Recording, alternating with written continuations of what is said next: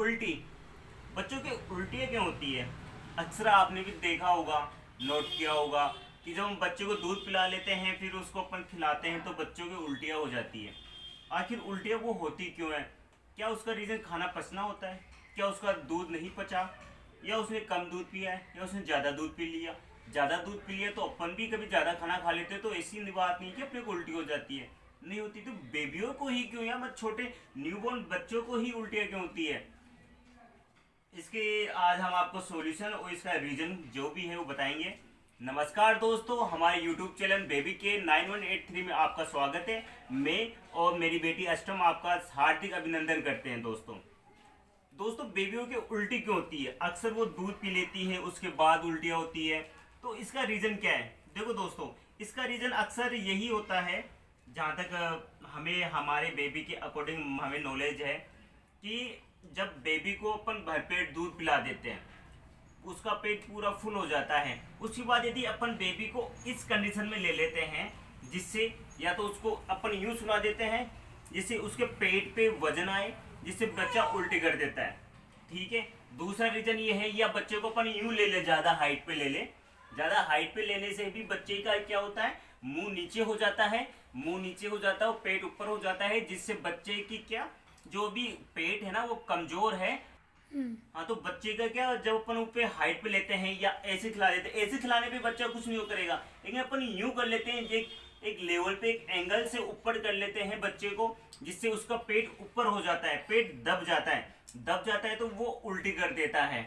और अक्सर ये भी देखा जाता है कि बच्चों का पेट अभी इतना मजबूत नहीं हो पाता है कि वो अपन अपन कभी मान लो कि खाना खाने के बाद अपन उल्टा भी हो जाते हैं, या अपन गिर भी जाते हैं, फिसल भी जाते हैं, फिर अपन को उल्टी नहीं होती। लेकिन इनका पेट अभी इतना मजबूत नहीं होता है, इनका पेट अभी बहुत ही ज़्यादा कमज़ोर होता है, इसलिए इनको अपन उल्टा कर लेते हैं तो ये उल्टी कर देती है। या कभी कभी अपन है ना, इनको यूं दबा के, अपन यूं दबा के इसको खिलाते हैं, या यूं दबा के खिलाते हैं, या इसके अलावा अपन जब इसको आगे मुंह करके खिलाते हैं, 1 सेकेंड, यदि अपन इसको यूं खिलाते हैं ना, यूं यूं ऐसे खिलाते हैं, तो इसका पेट अपने हाथ पे रहता है तो पेट दब जाता है। दब जाने की वजह से भी ये वोमिटिंग कर देता है। या कभी कभी इसको हम ज़्यादा टाइट कपड़े पहना देते हैं बच्चों को, ज़्यादा टाइट कपड़े पहनाने से भी ये वोमिटिंग कर देता है। हाँ, तो या फिर कभी ऐसा भी रीज़न हो सकता है कि ये अपन इसको दूध पिला लेते हैं फिर डकार नहीं दिलाते। डकार दिलाने का मैंने आपको पहले भी एक वीडियो बनाया कि बच्चों को दूध पिलाने के बाद डकार बहुत ही ज़्यादा ज़रूरी होती है। तो अपन कभी बच्चों को डकार दिलाएं, दूध पिला लिया, दूध पिलाने के बाद इसको यूँ रखिए और इसके पीठ पे ऐसे मारिए, 5 6 7 8 बार मारने से धीरे धीरे हल्के हल्के हाथों से मारने पे डकार ले लेगी है। डकार लेने के बाद भी ही अपन इसको खिलाए। या कभी कभी दोस्तों ऐसा भी हो सकता है कि बच्चा ज़्यादा उल्टी कर रहा हो, तो ये सब रीज़न अलग हो जाते हैं। बच्चे को कुछ बीमारी भी हो सकती है, जैसे कि हो सकता है उसका पेट दर्द कर रहा हो, उसकी जो खाने पीने की मशीनें हैं जो उसके पेट के अंदर है वो सही से वर्क नहीं कर रही हो। या कभी कभी ये सब भी हो सकता है कि बच्चा अपने आप में आलस महसूस कर रहा हो, या उसका खाना पच नहीं रहा। तो इस कंडीशन में आप प्लीज़, यदि ज़्यादा ही उल्टी कर रहा हो तो इस कंडीशन में प्लीज़ आप बच्चों को डॉक्टर के पास ले जाइए, उनका कहना मानिए। कभी कभी बच्चों के जुकाम भी लग जाती है, जुकाम लगने से वो सही से सांस नहीं ले पाते, उनके अंदर कफ जम जाता है। हम बड़े लोग तो कफ निकाल देते हैं बलगम के थ्रू या अपने कैसे भी निकल जाता है, लेकिन छोटे बच्चों की क्या, कफ नहीं निकल पाता, वो अंदर ही अंदर उसमें रहता है। तो उस वजह से भी एक रीजन वो होता है कि बच्चा उल्टी कर देता है। तो वो उसमें अपन कभी नोटिस करना, उस उल्टी में बलगम होता होगा, वही उसका रीजन होता है। तो ये कोई नॉर्मल, मतलब घबराने की बात नहीं है। यदि उल्टी में बलगम आ गया तो ठीक है, मतलब जुकाम ठीक हो रही है। और इसके अलावा यदि बलगम नहीं आ रहा, कि उल्टी उल्टी किए जा रहे हैं, तो आप डॉक्टर से कंसल्ट करिए कि डॉक्टर क्या बता रहा है, इसको उल्टी क्यों हो रही है। हो सकता है इसके पेट में दर्द हो, या पेट में ऐसी कोई बीमारी हो जिससे ये उस खाने को पचा नहीं पा रहा हो, उल्टी हो रही हो। तो आ रही ना मेरे बाल। तो दोस्तों ये तो सब था इसके रीजन की बेबी उल्टी क्यों कर सकता है। अब उसका सॉल्यूशन ये है कि दोस्तों जब भी बेबी को दूध पिलाओ, आप सीधी कंडीशन में दूध पिलाओ। दूध, माँ का दूध पिलाओ तो आप इसी कंडीशन में दूध पिलाओ जिसमें सभी बच्चे बाकायदा दूध पीते रहते हैं। बट दूध पिलाने के कम से कम नहीं तो 20 या 15 मिनट, 15 या 20 मिनट तक बेबी को एकदम सीधी रखो। आप हो सकता हो तो सीधी बैठा लो, नो तो सीधी अपन ऐसे खिला लो, कुछ भी करवा लो, ऐसे दोनों हाथों से ऐसे उछल कूद करवा लो, या उसको सीधा भी लेटा सकते हो आप। लेकिन ध्यान रहे उसके पेट पे कोई भी प्रेशर नहीं आ पाए, कोई भी प्रेशर उस बेबी के पेट पे नहीं आ पाए, तभी ठीक रहेगा। बेबी के पेट पे प्रेशर आ जाएगा, वो उल्टी कर देगी।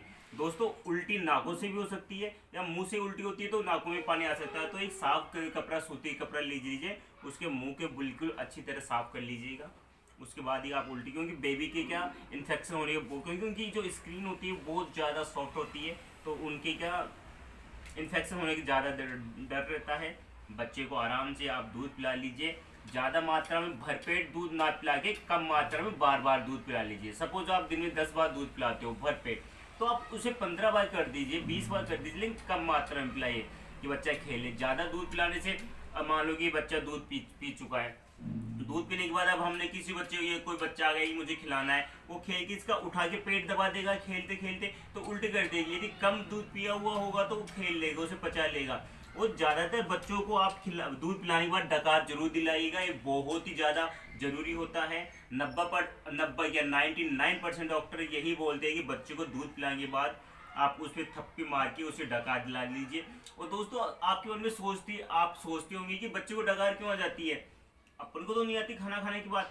दोस्तों अपन को डकार आती है, कभी नहीं आती, लेकिन बच्चे क्या दूध पीते पीते सो जाते हैं, तो इस मात्रा में उनका दूध है ना फेफड़ों में जा सकता है, आहार नली से बाहर आ सकता है। अपन भी कभी कभी पानी पीते हैं तो धांस आ जाती है, वो क्यों आती है, क्योंकि अपनी पानी की बूंद है ना फेफड़ों में चली जाती है, धांस आ जाती है। उसी वजह से बच्चों को तो अभी इतना नॉलेज नहीं है कि कब उसके क्या करना चाहिए, कब क्या नहीं करना चाहिए, कैसे सांस लेनी चाहिए, कैसे फेफड़ों में पानी आना चाहिए, ये बच्चों को कुछ नॉलेज नहीं होती है। नॉलेज नहीं होती है तो इस वजह से वो सांस लेना, कि कब सांस ले सकते हैं, कब सांस नहीं ले सकते, क्यों सांस ले सकते हैं, ये भूल जाते हैं।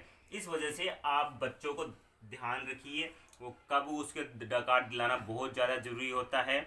इस वजह से दोस्तों ये प्रॉब्लम हमने फेस की है, इस वजह से हमने ये वीडियो बनाया है आपके लिए, कि आप भी यदि ये इस प्रॉब्लम से गुजर चुके हो, तो इसलिए हमने, या गुजरने वाले हो, तो इस प्रॉब्लम को हमने आपको बता दिया गया है।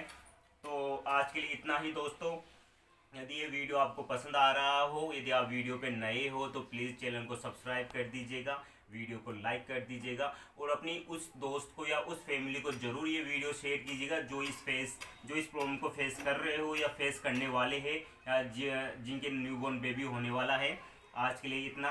मैं और हमारे अष्टम आपको तहे दिल से शुक्रिया करना चाहते हैं। आपने हमारे लगभग 250 सब्सक्राइबर पूरे कर चुके हैं। इसी के तरह अपना प्यार बनाए रखिएगा। हमें आपकी सपोर्ट की बहुत बहुत ज़्यादा ज़रूरत है। ठीक है बेटा, अष्टम बाय कर दो। बाय दोस्तों।